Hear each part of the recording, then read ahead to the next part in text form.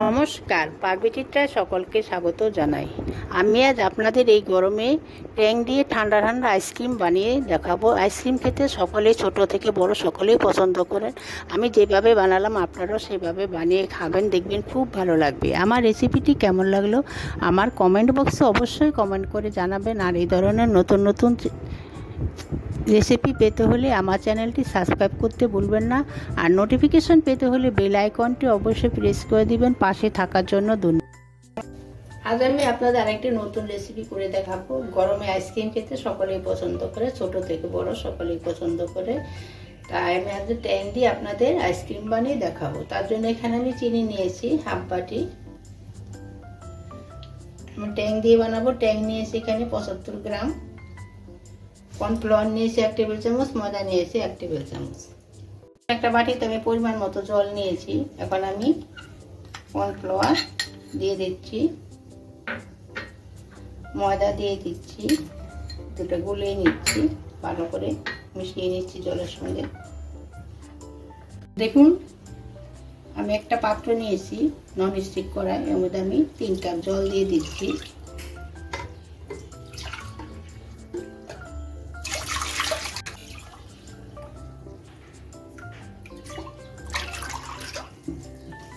চিনি দিয়ে দিচ্ছি। এখন আমি চিনিটাকে মেল্ট করে নেব। গ্যাসটা মিডিয়ামে রেখে গ্যাসটা আমি অন করে নিয়েছি। আমি চিনিটা মেল্ট করে নিয়েছি। এখন আমি কর্নফ্লাওয়ারের ময়দাটা গুলে রেখেছিলাম সেটা একটা চামচ দিয়ে একটু নাড়িয়ে নিচ্ছি যাতে তলায় জমে না থাকে।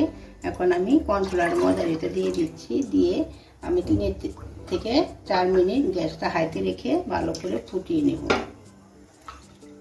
দেখুন আমি 5 মিনিট জাল করে নিয়েছি। এখন নামিয়ে নিচ্ছি। নামিয়ে আমি ঠান্ডা করে নেব।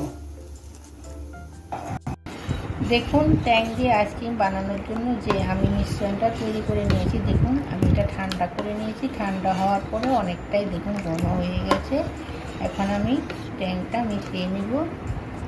ট্যাং দিয়ে দিচ্ছি, ভালো করে মিশিয়ে নেব।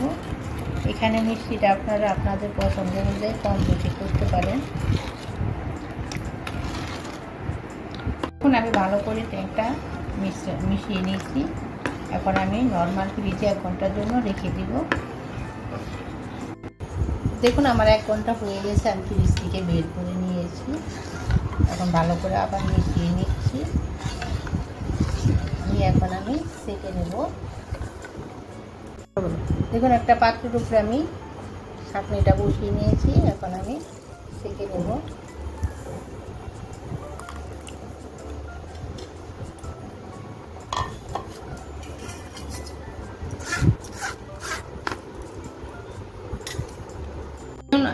আইসক্রিমটা জমানোর জন্য আমি একটা আইসক্রিম মোল্ড নিয়েছি। এখন আমি মোল্ডের মধ্যে মিশ্রণটা ঢেলে দিচ্ছি। একটু ফাঁকা রাখতে হবে।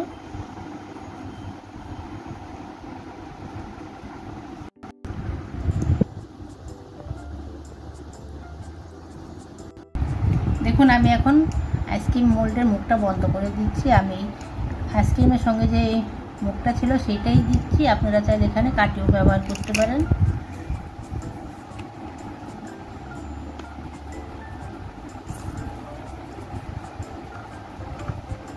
দেখুন আমার প্রতিটা মোল্ডে কাঠি দেওয়া হয়ে গেছে। এখন আমি ডিপ ফ্রিজে রেখে দেবো 7 থেকে 8 ঘন্টা আইসক্রিমটা জমানোর জন্য। দেখুন আমি আইসক্রিমটা এখন ডিমোল্ড করে নেব। 10 সেকেন্ড আমি এভাবে রেখে দেবো। ফ্রিজ থেকে নামিয়েছি। দেখুন আমার আইসক্রিমটা ডিমোল্ড করা হয়েছে। আমি ট্যাং দিয়ে তৈরি হয়ে গেছে আমার আইসক্রিম।